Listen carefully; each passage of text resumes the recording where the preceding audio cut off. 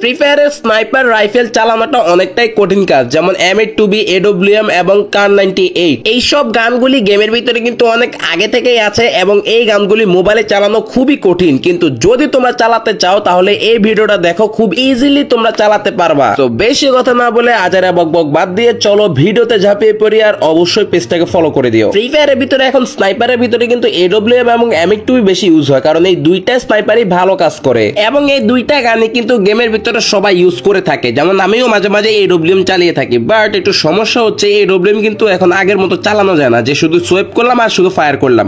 But এখানে একটা tricks রয়েছে, যে ট্রিক্সটা ইউজ করলে তোমরা কিন্তু আগের মতো স্নাইপার চালাতে পারবা এবং খুবই ফাস্ট ইউজ করতে পারবা মোবাইলের ভিতরে। এবং আজকে তোমাদেরকে সেই ব্যাপারগুলি বলে দিব এবং তোমরা খুব সহজে কিভাবে AWM ইউজ করবা সেটাও তোমাদেরকে বলে দিব।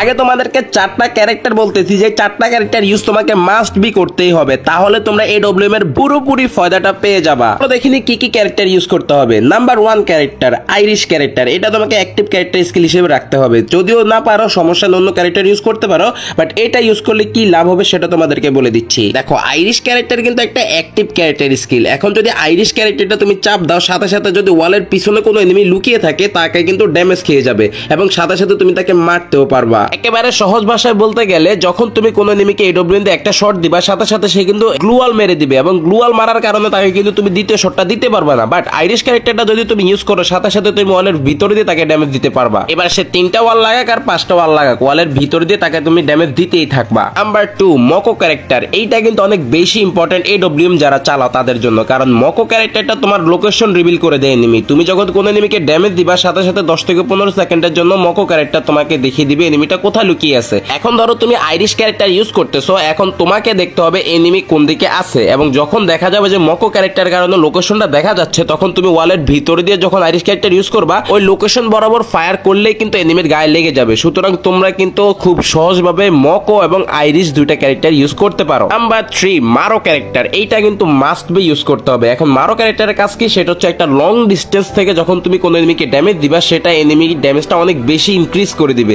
যেমন আমাদের AWM ড্যামেজটা হচ্ছে কি 150, সেটা তখন তুমি অনেক দূর থেকে মারবা তখন সেটা আরো বেড়ে যাবে। জাস্ট লাইক ধরো তুমি এনিমিকে পিক থেকে একেবারে পিকের নিচে ড্যামেজ দিতেছো, তখন দেখবা কিন্তু এনিমি তোমাকে সহজভাবে মারতে পারবে না এবং তুমি কিন্তু এনিমিকে অনেক দ্রুত ড্যামেজ দিয়ে মেরে ফেলতে পারবা, কারণ তোমার কাছে মারো ক্যারেক্টার আছে এবং এটা তোমার অ্যাডভান্টেজ, এবং এই অ্যাডভান্টেজের মাধ্যমে তুমি এনিমিকে সহজ নক করে দিতে পারবা। লাস্ট ক্যারেক্টার যেটা ইউজ করবা সেটা হচ্ছে Rafael character. Rafael character use করলে কি হবে, তুমি যখনই কোনো এনিমিকে ড্যামেজ দিবা, তোমার AWM এ অটোমেটিক্যালি সাইলেন্সার থাকবে, যার কারণে তোমার লোকেশনটা এনিমি জানতে খুব কষ্ট হয়ে যাবে এবং তুমি আরামসে এনিমিকে মেরে ফেলতে পারবা। এবং আরেকটা অ্যাডভান্টেজ হচ্ছে রাফেল ক্যারেক্টারের, যখন তুমি কোনো এনিমিকে নক করে দিবা, সে খুব দ্রুত নক হয়ে ফিনিশ হয়ে যাবে, এত দ্রুত, অর্থাৎ তাকে টিম মেম্বার যদি হিলও ধরে, খুব দ্রুত হিল করতে না পারলে সে নক হয়ে একদম ক্লিয়ার হয়ে যাবে। সো ক্যারেক্টার স্কিলের পালা শেষ, এবার আসো আসল খেলার ভিতরে, সেটা হচ্ছে সেনসিটিভিটি। সেনসিটিভিটি কিভাবে সেট করবা সেটা কিন্তু অনেক আগের ভিডিওতে আমি বলে দিয়েছি, সুতরাং এখানে নতুন করে কিছু বলার নাই।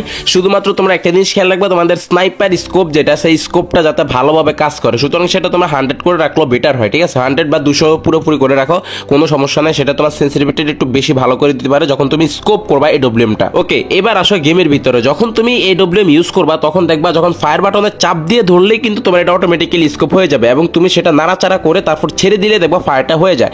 এবং এইটা জিনিসটা অনেকে জানে না যারা মোবাইল ইউজ করে, আবার অনেকে জানে। সো যারা জানো তাদের তো অনেক বেশি ভালো অ্যাডভান্টেজ তোমরা জানোই, এবং যারা জানো না তারা জেনে নাও, যখন তুমি ফায়ার বাটনটা চাপ দিয়ে ধরবা তখন এটা অটোমেটিক্যালি স্কোপ হয়ে যাবে এবং ছেড়ে দিলে অটোমেটিক্যালি ফায়ার হয়ে যাবে। তোমরা ফায়ার বাটনটা চাপ দিয়ে আস্তে করে এনিমির গায়ের উপরে নিয়ে যাও এবং দেখবা আস্তে করে লেগে যাবে এনিমির গায়ের ভিতরে। সুতরাং এখানে তোমার খুব বেশি কষ্ট নাই এবং এনিমিও তোমার থেকে বাঁচতে পারবে না, যেহেতু তোমাকে 4টা ক্যারেক্টার ইউজ করতে বলছি, সেই 4টা ক্যারেক্টার ইউজ করলে ইজিলি তুমি একটা এনিমিকে নক করে দিতে পারবা। এবার আসো তুমি কিভাবে ফাস্ট ফায়ারিং করবা AWM দিয়ে, সেটার জন্য তোমাকে অবশ্য কয়েকটা জিনিস খেয়াল রাখতে হবে। সেটার জন্য তোমাকে হাতের স্পিড থাকতে হবে এবং অনেক বেশি প্র্যাকটিসও করতে হবে, এবং লাস্টলি ফায়ার বাটন এবং জাম্প বাটন একসাথে ফায়ার করতে হবে, অর্থাৎ ফায়ার বাটন এবং জাম্প বাটন দুইটা একসাথে ফায়ার করতে হবে খুবই দ্রুত। যখন এটা তোমার আয়ত্ত চলে আসবে তখন তুমি ইজিলি ফাস্ট ফায়ারিং করতে পারবা, জাস্ট লাইক আমার মতো। দেখো এখানে কিন্তু আমি খুব ইজিলি ফায়ার করতে পারতেছি এবং তোমরাও ঠিক সেম ভাবেই করতে পারবা, ঠিক আছে? তো এই সকল জিনিস যখন তুমি একসাথে মাথায় নিয়ে AWM চালাবা, তখন কিন্তু খুব ইজিলি তুমি একটা AWM মাস্টার হয়ে যেতে পারবা, যদি তুমি ফাস্ট এবং বেশি বেশি ট্রেনিং করতে পারো। সো গেমার্স, কেমন লাগলো আমাদের আজকে ভিডিওটি সেটা কিন্তু অবশ্যই কমেন্ট বক্সে লিখে জানাবা,